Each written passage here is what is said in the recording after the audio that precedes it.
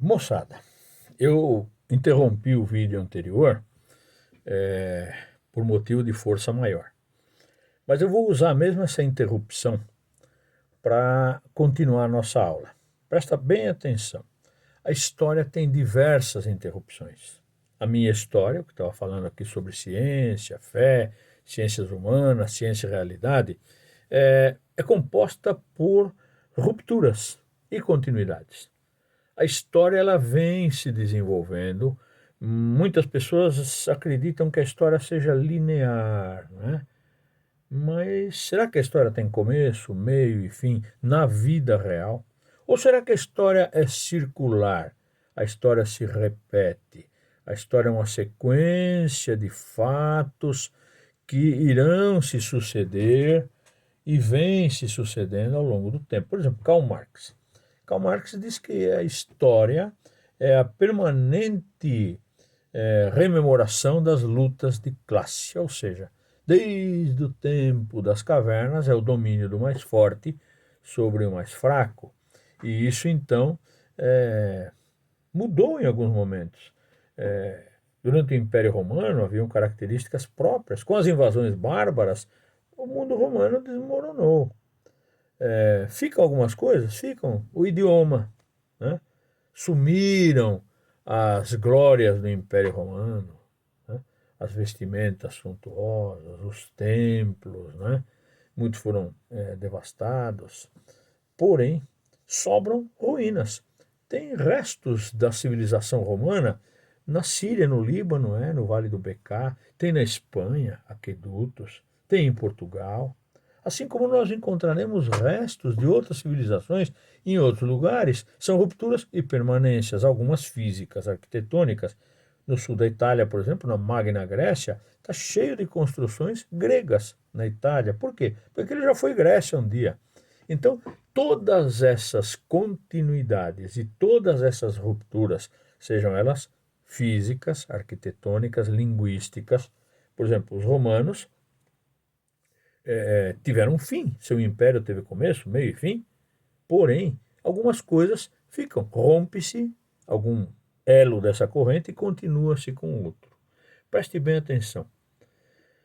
Nós falamos idiomas latinos, nós aqui no Brasil, nossos vizinhos na Argentina, o espanhol, o castelhano, se preferir, o português, o francês, o próprio italiano, são línguas derivadas do antigo latim.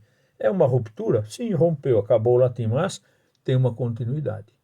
Isso traz uma série de conceitos do passado no presente. Mas não quer dizer que a história seja cíclica. É possível restabelecer-se a glória romana? Mussolini queria isso. Queria. Ele usou até símbolos para mostrar essa vontade de resgatar a velha glória, glória de Roma, né? O símbolo fascista nada mais é do que isso, né? Aquelas varas todas amarradas em torno de um machado, né? Com uma corda ou com uma tira de couro, chamada fasci ou fascismo é o nome que se dá ao projeto de Mussolini de restaurar não só esse símbolo, que era um símbolo romano, mas de restaurar a antiga glória. Mas isso não restaura a história como um cristal que quebra. Não dá para você colar. Não existe uma técnica que deixe o cristal rachado voltar a ser completamente igual ao que ele era. Portanto, ciências humanas, sejam elas contadas de forma linear, como as historinhas de Monteiro Lobato, com começo, meio e fim, tem uma conclusão. A história tem conclusão. A história, a ampla história da humanidade. Ou será, por isso que eu gosto disso aqui, ou será que a história é uma compilação de fatos e eu posso fazer críticas, né? Se eu puder fazer críticas a isso aqui, foi contado pelos espanhóis. Tem um padre que eu gosto muito, Frei, aliás, é um frade, né? Frei Bartolomé de las Casas. Ele tem um livro que relata todas as malvadezas, as crueldades que os espanhóis fizeram com os índios. Inclusive, ele reprovava isso. Não todos os jesuítas e padres reprovavam, não. Esse escreve contando as barbaridades que ele viu aqui. Mas outros davam aprovação total ao que Hernán Cortés fazia. Quer dizer, era toda uma estrutura que fazia com que quem registra tivesse esta ou aquela posição. Então, analise bem. Os restos ficam. A história é composta de tijolinhos do passado. Essa ideia de Karl Marx de que a história se repete ou que a história tem um cunho, vamos dizer assim, pré-estabelecido, até profético para Karl Marx, a revolução vai ser uma certeza. Algum dia as pessoas se revoltarão por causa da luta de classes. É mais ou menos como uma pretensão de adivinhar o futuro. Quando você lê os livros de Karl Marx, você vai entender o que eu estou falando, tá? Não é algo que eu possa experimentar e muito menos que eu possa garantir. Aliás, pelo contrário, as experiências marxistas até hoje deram todas erradas. Olha a União Soviética, Cuba, Venezuela, Coreia do Norte. Cita algum lugar que deu certo aí para mim, eu vou ficar contente. Tá? Não tem como reescrever, não tem como testar, porque o ser humano muda os rumos da história por causa da sua influência sem neutralidade. Pega um exemplo, pega Lenin, pega Trotsky. Trotsky teria feito uma outra Rússia, mas quem ficou no lugar de Lenin foi o Stalin tinha outra cabeça. Trotsky era um internacionalista, ele queria levar o comunismo para toda parte. Stalin era um totalitário que queria concentrar o poder nas próprias mãos. Chegou até a tirar fotografias dos seus antigos adversários. Trotsky ele baniu das fotos. Ou seja, tentativa de reescrever a história, né? Fake news não faltam ao longo da história. Renarrativas. Ou seja, a história ela é uma ciência humana, mas ela é uma ciência humana muito complicada.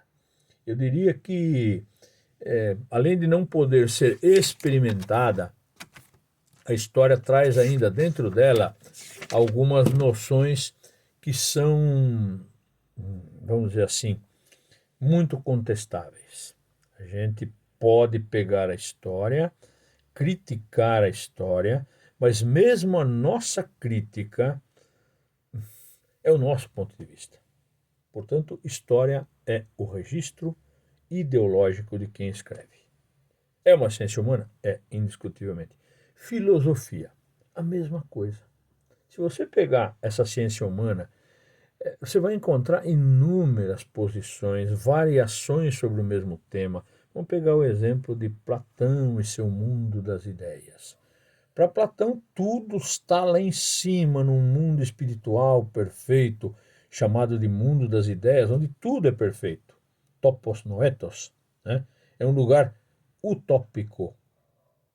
Por quê? Porque não há em lugar nenhum, mas ele chamou de topos noetos. É um lugar no alto, lugar das ideias. Né? Essa é a ideia dele.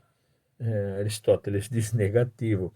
O mundo é material, o mundo é experimento, o mundo é visão, olfato, sentido, paladar, audição, os 5 sentidos. Talvez até um sentido mais metafísico. Mas há uma confrontação.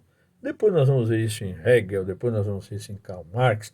A história parece que ela se debate em torno de ideias e essas ideias se reescrevem, mas do ponto de vista filosófico, é como se a gente estivesse correndo atrás do próprio rabo para buscar respostas a coisas que são perguntas que requerem interpretação. Então, quando eu digo que é importante saber o como, quando, quem, o porquê, mas quando eu pergunto será, eu coloco a história contra a parede. A história, a filosofia, será? Será que tudo que me contaram é verdade? Será que a crítica da história é a melhor interpretação? Ou será que a outra? Quando eu falei do Frei Bartolomé de las Casas, serve bem para exemplificar isso. A opinião dele, a visão dele de mundo. Se um espanhol guerreiro, vestido com aquelas roupas de guerreiros espanhóis que invadiram a América, fosse contada, ele iria contar o medo que ele viu nos olhos dos indígenas e a honra que foi para ele em cima do seu cavalo, com aquela armadura de metal, colocar medo nos índios. Os índios relatavam um verdadeiro pavor e até acreditavam que aqueles homens eram seres sobrenaturais, divinos, né? Tanto que sucumbiram diante dos espanhóis, não só pela força dos espanhóis, canhões, armas de fogo, cães ferozes que os espanhóis traziam, estratégias militares que os índios desconheciam e as doenças, varíola e outras coisas que foram trazidas para cá e dizimaram os indígenas, sejam eles de qual for a localização geográfica, de norte da América até lá embaixo na Patagônia. A história, portanto, é uma visão de quem conta. E diz que quem conta um conto aumenta um ponto. Até que ponto tudo que se conta é digno de confiança? Ciências humanas. Como o nome já diz, há algo de falível na ciência humana, porque todo homem é falível. Não existe ninguém perfeito. Alguém religioso, mas a palavra de Deus é perfeita. Se você quer querer assim, né, é o seu direito. Agora, a palavra de Deus é perfeita. A palavra do homem é perfeita, é confiável. Eu posso ter certeza de que aquilo que eu ouvi é, sim, perfeito. Ou mesmo que eu pegue um documento antigo, vai? Crônica de Nabonido, né? Pedra da Roseta. Quem disse que aquilo ali é verdade? Os caras só contam vantagem. Repara bem, né? Eu venci com 300 homens, venci não sei quantos mil persas. Eu fiz, eu faço, eu farei. A história é registro dos vencedores. Pense nisso, porque isso se aplica às ciências humanas. Mas uma coisa é certa: Francis Bacon estava certo. Francis Bacon, lembra do Chiquinho Toicinho defumado? Francis Bacon. Francisco Bacon. Francis Bacon diz: saber é poder. Quem sabe tem força de comando. Beleza? Nossa aula termina aqui, mas teremos mais sobre isso.